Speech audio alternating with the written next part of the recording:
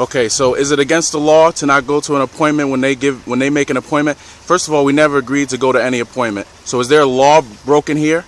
I mean, we have concerns about... Is there a law broken here? Yes or no? I don't know. I can't answer that question. I don't know. Well, then you need to go find out and then come back. That's what you need to do. Okay, so you address the concerns. I hear your concerns. Anything else I can do for you ladies? Well, technically, when a report is accepted, we're supposed to come in and assess the situation of the home. Have you heard of the Fourth Amendment of the Constitution, ma'am? 2 Child Protective Services employees faced what may be the toughest refusal of their careers from a calm, no-nonsense homeowner. The encounter, recorded on camera, quickly became a masterclass in standing one's ground while staying within legal rights. The video opens with a CPS vehicle parked outside a private residence. 2 employees sit inside the car with no police backup in sight. The homeowner arrives and immediately notices the unfamiliar vehicle. Without approaching hastily, he activates his camera. Recording begins before any conversation takes place. He slowly approaches the vehicle, documenting the scene. The license plate, the car itself, and its position in front of his home are all recorded. Only after completing this documentation does he initiate contact. The interaction begins at the curb. The homeowner calmly asks why government employees are sitting outside his house and requests identification, along with an explanation for their visit. The CPS employees explain that they are following up on a report about a missed medical appointment for a child. The homeowner does not raise his voice or rush the conversation. He addresses one point at a time, focusing on a single question. Is missing a medical appointment a legal violation? The employees never provide a clear answer. Instead, they shift to discussing policy and procedure, framing the visit as mandatory based on the report, despite no law being cited or crime identified. The lack of clarity and the failure to provide legal justification highlight the core issue: the presence of government employees at a private home without explicit authority. The homeowner's calm, methodical approach in shutting down the interaction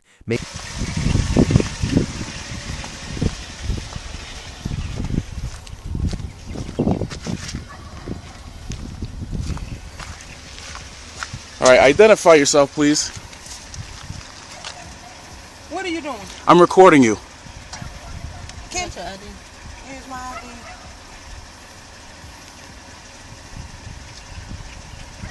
From the Department of Social Services. I'm from the Department of Social Services. I have a right to know who you are, and I want to identify you.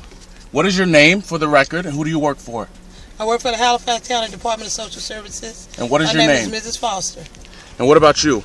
I'm Miss Boyd with Halifax County. Okay, what are you doing here at my house today? Pretty much I'm assisting the co-worker with a report your that case. came in concerning allegations of improper care. And basically the report is stating that mom had baby on 3/15. Report is stated mom left shortly after having the baby, and the baby did not have all the tests performed after leaving the hospital. Report is stated the baby's blood sugar was low, 44. Report is stated that the baby had an appointment with Dr. Dorsey, and baby didn't go to the appointment. Report is stated mother left hospital on her own. Report is stated the families are Muslim, and the PKU test for the baby, the PKU appointment for the baby failed to go to the appointment.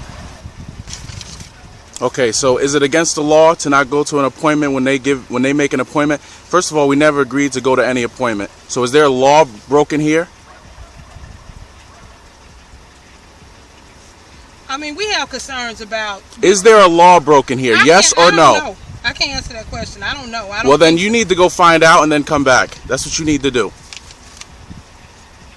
Because pretty much when we get concerns, when somebody make a report to the agency, you know, it's mandated by state that we have to come out and respond. We're not trying to harass you or anything like that, but we just need to talk with you about the allegations in the report. For what? That's pretty much Okay, so Because if anytime. it meets the definition of abuse or neglect, then Okay. we have to. Does come this out and meet speak does with this meet family. the definition of neglect or abuse? Yes, because the report was accepted. Okay, so if what is the abuse being taken place here? What is the abuse? Not abuse, neglect. Okay, Some categories You- it falls under abuse, but your specific situation falls under neglect. neglect. Okay, so you're here to do what? Are you here to force me to go to this appointment? No. So what are you here for? I'm here just to address the concerns that was reported. Okay, so you address the concerns. I hear your concerns. Anything else I can do for you, ladies? Well, technically, when a report is accepted, we're supposed to come in and assess the situation of the home. Have you heard of the Fourth Amendment of the Constitution, ma'am? Are you refusing? Yes, yes or no? Have you heard of the Fourth Amendment of the Constitution of the United States? To Are allow you? us to come in and address the concerns? Yes, I am refusing. Okay, fine, thank you. That's it.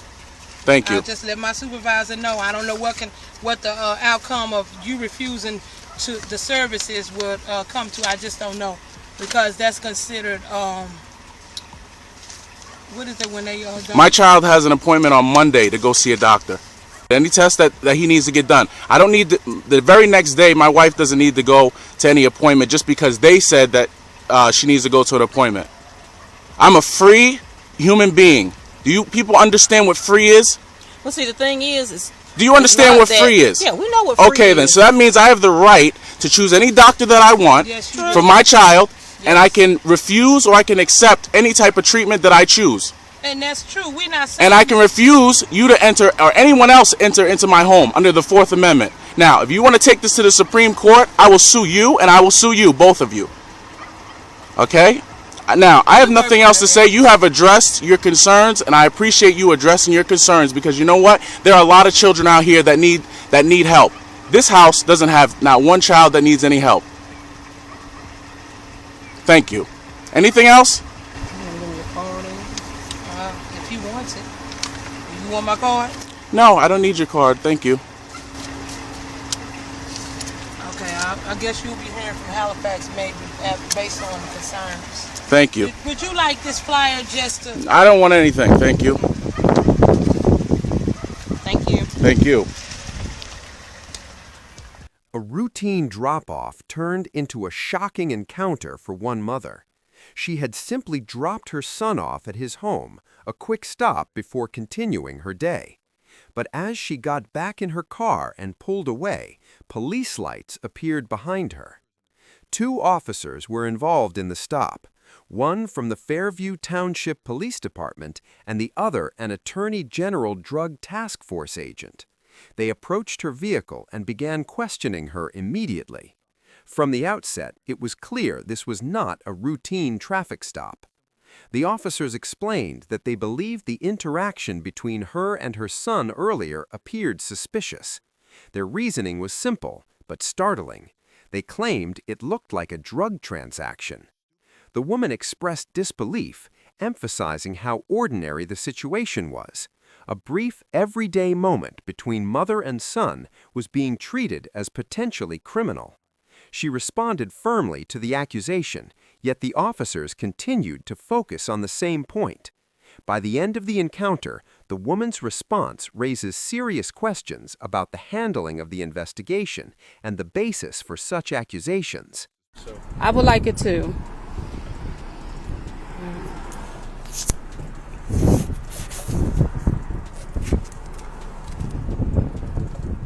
There you go. Bianca, are you still living on Allenview? Yes. Okay. What were you doing over in New Cumberland right over there? Dropping my son off. Okay. What'd you hand off to the gentleman that walked back in the house? His coffee cup. His coffee cup? Yes. Okay. I'm tired of him leaving his mess in my car. Okay. All right. Do you have anything illegal in the car? You want to search it? I mean, if you want to let me search it. Like, what do y'all think we did a transaction or something? Well, that's what it looked like. Because we're black? No.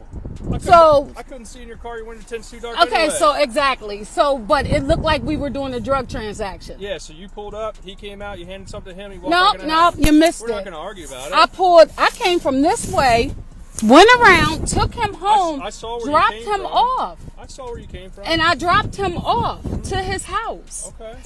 He left his cup here because I'm tired of his being in my car. I beeped the horn, gave him his cup. Okay. That's what happened. Okay. Do you have anything illegal in the car? No. Okay. You don't have any crack? I don't. Weed?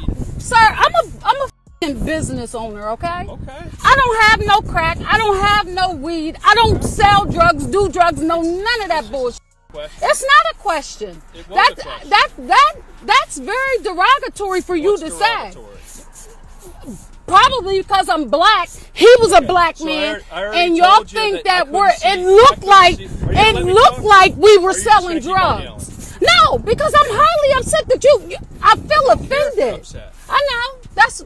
Come on. What I we don't doing care. here? What we doing? Would you be willing to let me search your car?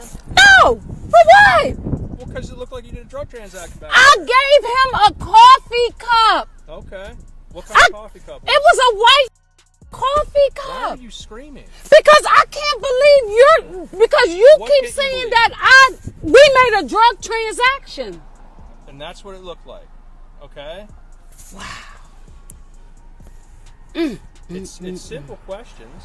It isn't, sir. That's not fair. That's not Well, fair. it's not fair. I'm sorry. I know, and you police officers are horrible. I'm horrible. You don't even know police me. officers, sir. don't What even know we going to do, So sir? now you're grouping me into a group of people. And right? you're grouping me into a I'm group not. of people I where it know looked you like had I was doing a drug transaction. You could have been Mexican, you could have been white, you could have been green, you could have been yellow. And I I'm don't know, black, 'cause and it I looked can't like that speak I to was this. making a drug transaction. Okay. All right. And now you being a police officer, you people are horrible. 10 for. 10 for. So you don't have anything in the car. Sir, I don't have nothing in my car. What's the name of the gentleman that you stopped with? That's my son, Anthony. The bigger guy. Yes! That's your son? I'm 55 years old. I'll be 56 You don't in look like it. February. What we doing here, sir? I'm asking questions. I'm doing my job. Okay. All right. And you going His to do name's what you need to Anthony. do with that? His name's Anthony. Yes. What's Are his you last going to name? do what you're going to do with that? I am. What's his last name? I can't believe. Hold on. In the end, no drugs are found, no charges are filed, and no crime is identified. The officers are unable to point to anything illegal beyond how the interaction looked to them. The investigation goes nowhere because there is nothing to support it. Today's two clips highlight the same constitutional problem, even though they come from very different situations. In both cases, authority is exercised based on suspicion, not an actual crime, and that distinction matters under the law. The First Amendment protects the right to question government officials, speak freely, and record interactions in public or on your own property. In the CPS encounter, the homeowner exercises that right by recording, asking questions, and refusing to comply without lawful authority. Questioning government action is not obstruction, and refusing to cooperate without a legal requirement is not a crime. The Fourth Amendment is even more central in both clips. It protects people from unreasonable searches, seizures, and unlawful entry. In the CPS case, showing up at a home without a warrant, consent, or exigent circumstances does not grant automatic authority to enter, investigate, or demand compliance. A report alone does not erase constitutional protections. In the second clip, the issue is similar but plays out differently. A normal interaction between a mother and her son is treated as suspicious based on how it looked. That suspicion quickly turns into an investigation, questions about drugs, and requests to search. But suspicion is not a crime, and appearance alone does not create probable cause. Both encounters show how easily suspicion is treated like guilt. Refusing a medical appointment, handing someone a coffee cup, or declining a search are not crimes without probable cause or a clear legal basis. Authority has limits. The original videos are linked in the description. Make sure to go through them, and we'll see you in the next one.